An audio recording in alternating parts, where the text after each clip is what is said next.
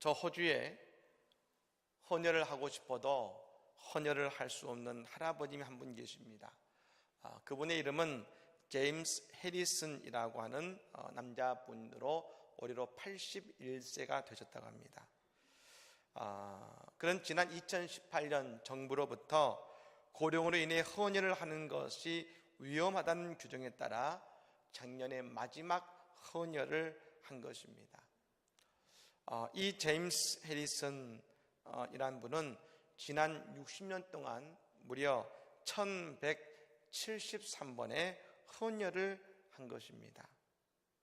다 그만큼 하시죠?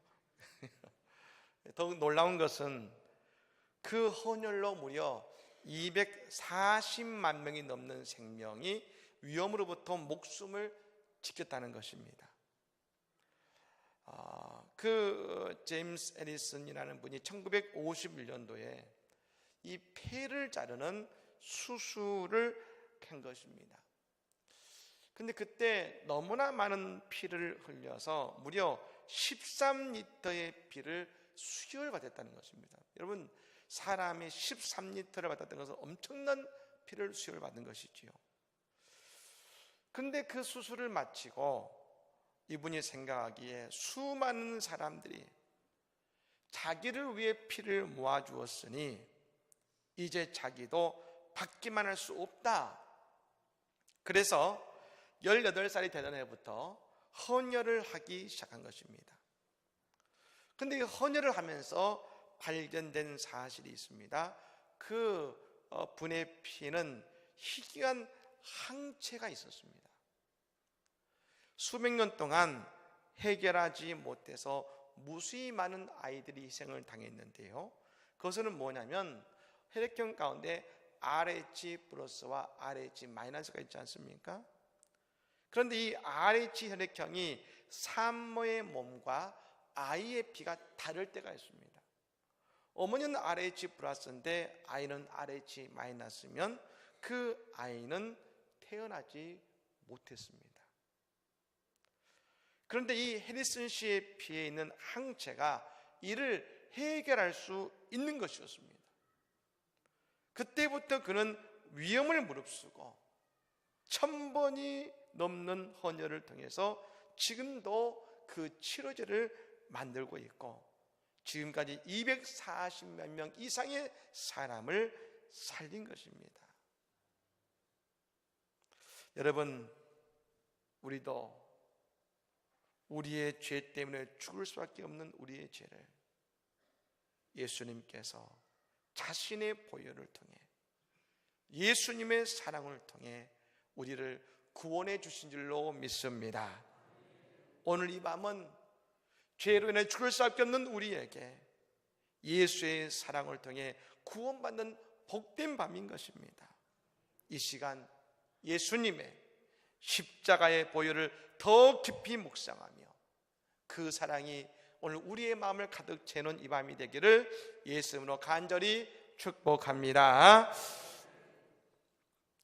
제가 지난 특세 때 말씀을 드린 적이 있습니다만 부모님들은 자녀들에게 이런 질문합니다. 엄마가 좋아? 아빠가 더 좋아?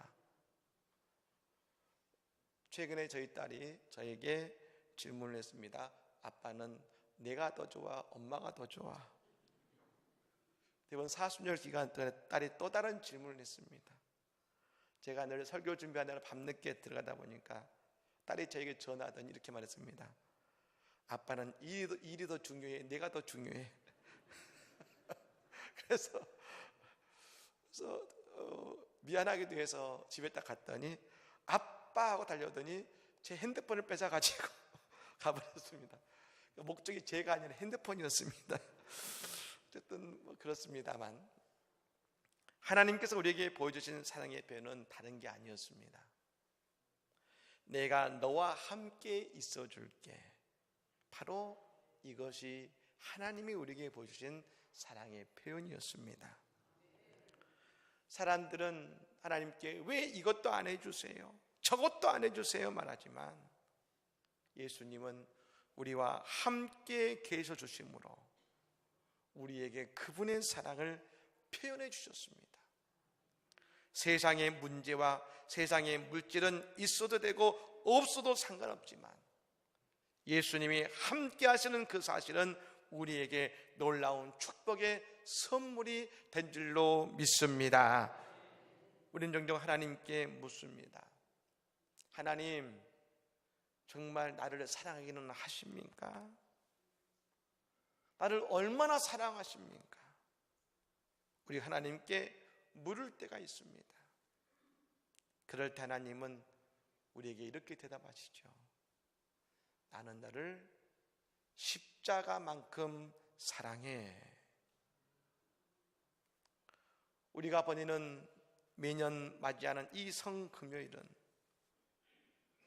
고난주간의 끝자락에 있는 예수의 십자가의 고통을 담보하지만 동시에 매년 우리에게 하시는 하나님의 사랑의 고백이라고 할 수 있는 것입니다. 여러분, 이 밤에 십자가를 바라보시기를 바랍니다. 그리고 하나님의 그 큰 사랑을 깨닫는 이 밤이 되기를 간절히 축복합니다. 하나님께서 우리를 사랑해 주셨습니다. 특별히 우리가 지난 사순절 동안 이 고린도서의 말씀을 보았습니다만 이 고린도 교회에는 사도 바울의 편지입니다. 그런데 그 고린도 교회에는 분쟁과 다툼이 있었고, 그래서 그 갈등의 현장 속에 바울 사도가 가장 필요한 것들을 글로 적어서 그의 마음을 적어 보낸 것입니다. 이럴 때 우리가 이 바울 서신을 보면서 가지는 한 가지 오해가 있습니다. 지금 바울 사도는 그 교회의 설립자로서 저 고린도 교회에 가는 잘못을 지적하고 그들의 문제에 대해서 합리적인 대안을 제시하고 있다고 생각합니다. 하지만 우리가 고린도서를 쭉 읽어보면 우리가 깨달아지는 것이 있습니다. 그것은 바울 사도는 하나님을 사랑하고 있고 고린도 교인들을 사랑하고 있고 성도들을 사랑하고 있다는 것입니다. 그 사랑을 표현하고 있는 것이 바로 이 고린도서이고, 바울이 진정으로 말하고 싶은 핵심이 그가 얼마나 고린도 교인들을 사랑하는지 그 사랑의 고백이라는 것입니다. 그 가운데서도 바울 사도는 그 고린도 교회에 말합니다. 하나님의 교회에서 가장 중요한 것이 무엇인가? 그것은 바로 사랑이라고 말합니다. 오늘 13절 말씀을 같이 한번 읽어볼까요? 13절 말씀입니다. 그런즉 믿음, 소망, 사랑 이 세 가지는 항상 있을 것인데 그 중에 제일은 사랑이라. 아멘. 여러분, 사랑이 제일 중요한 줄로 믿습니다. 바울 사도는 먼저 알게 해줍니다. 사랑이 뭐냐? 사랑은 하나님께서 우리에게 주시는 은사입니다. 은사는 뭡니까? 선물입니다. 선물. 이 고린도전서 12장, 이 13장 바로 앞에 있는 31절의 말씀에 보면 여러분 이런 말씀이 나옵니다. 너희는 더욱 큰 은사를 사모하라. 내가 또한 가장 좋은 길을 너희에게 보이리라. 12장 말씀에 각종 은사를 말하고 맨 마지막에 뭐라고 했냐면, 그런데 이런 은사들이 있는데 그 가운데 더욱 큰 은사, 가장 중요한 은사를 사모하라 하고 13장의 말씀이 시작됩니다. 그러므로 뭘 말합니까? 이 가장 큰 은사는 다른 것이 아니라 사랑이라는 것입니다. 우리는 사랑을 뭐라 생각하느냐? 내 마음이 동하면 그냥 되는 것이라 생각합니다. 그러나 그런 것이 아닙니다. 바울은 말합니다. 진실한 사랑은 하나님께서 우리에게 주셔야만 할 수가 있다는 것입니다. 은사는 여러분 하나님이 누구에게나 주시는 것이 아닙니다. 은사를 여러분 하나님의 교회를 사랑의 공동체라고 합니다. 교회는 성령 받은 사람들이 모인 곳이 바로 교회입니다. 그런데 성령 받은 모든 성도들에게 하나님이 동일하게 주시는 큰 은사가 있습니다. 그것이 바로 사랑이라는 은사인 것입니다. 여러분, 그러므로 우리 모두에게는 무엇이 있습니까? 하나님이 주시는 가장 큰 은사인 사랑이 있음을 믿으시기를 바랍니다. 그래서 쉽게 이해할 수 있는 한 가지가 있겠습니다. 그것은 뭡니까? 그렇다면 마귀가 우리에게 와서 가장 먼저 빼앗아갈 것이 무엇이겠습니까? 그것은 바로 가장 큰 은사인 하나님의 사랑의 선물인 사랑을 빼앗아가는 것입니다. 그것이 바로 마귀가 하는 역사입니다. 그래서 우리는 늘 성령 충만하고 우리는 늘 은혜 받아야 될 줄로 믿습니다. 성령 충만하지 못하고 우리의 은혜가 메마르면 우리에게 나타나는 가장 큰 현상이 있습니다. 예수님의 사랑이 느껴지지 않습니다. 사랑이 메말라 버립니다. 사랑이 소중히 여겨지지 않습니다. 복음이 율법이 되어버립니다. 우리가 아는 것처럼 출애굽한 이스라엘 백성들에게 하나님께서는 그들에게 하나님의 율법을 주셨습니다. 말씀을 주셨습니다. 그런데 여러분, 이 말씀은 그들의 영을 살리고 육신을 살리고 이 땅에서 하나님의 나라를 살아가라고 주신 하나님의 선물이 바로 하나님의 말씀이었습니다. 그런데 은혜가 떨어지자 그 생명의 말씀이 그들에게 법이 되어버렸습니다. 그들을 가둬버리는 율법이 되어버렸습니다. 그렇습니다. 예수님 이 땅에 오셔서 우리에게 부르주신 것은 율법이 잘못됐다는 것이 아닙니다. 교회 봉사가 잘못됐다는 것이 아닙니다. 거기에서 가장 중요한 사랑이 빠지니 진정한 가치를 우리가 놓치고 있다는 것입니다. 여러분, 이 고린도 교회는 열정이 넘치고 신학적으로 고민이 많은 교회였습니다. 늘 갈등이 있었습니다. 오늘 3명의 장로가 그들의 고민과 문제를 가지고 바로를 찾아왔다는 것은 이 교인들이 교회에 무관심하지 않고 교회에 관심이 많고 무언가 열심히 하고 있다는 것입니다. 그런데 바울이 그들의 질문과 그들의 모습을 보면서 바울이 깨닫는 한 가지가 있습니다. 그들에게 열심은 있으나 그들이 한 가지가 빠졌으니 그들에게는 사랑이 빠져 있더라. 하나님을 향한 사랑, 성도를 향한 사랑. 그리고 말합니다. 사랑이 뭐냐? 오늘 4절부터 7절까지 말씀이죠. 사랑은 오래 참고, 사랑은 온유하며, 시기하지 아니하며, 사랑은 자랑하지 아니하며, 교만하지 아니하며, 무례히 행하지 아니하며, 자기의 유익을 구하지 아니하며, 성내지 아니하며, 악한 것을 생각하지 아니하며, 불의를 기뻐하지 아니하며, 진리와 함께 기뻐하고, 모든 것을 참으며, 모든 것을 믿으며, 모든 것을 바라며, 모든 것을 견디느니라. 사랑인 것이죠. 우리는 말하죠. 아니, 우리가 이 사랑을 해낼 수 있습니까? 예. 그래서 우리 노력으로는 안 되는 것입니다. 이것은 인간의 의지로 되는 것이 아닙니다. 사랑은 하나님께 선물 받아서 사랑은 되어지는 것입니다. 그래서 우리에게 성령의 충만함과 은혜가 우리 안에 가득 넘쳐야 될 줄로 믿습니다. 그리고 오늘 이 사랑을 우리에게 보여주신 분이 계십니다.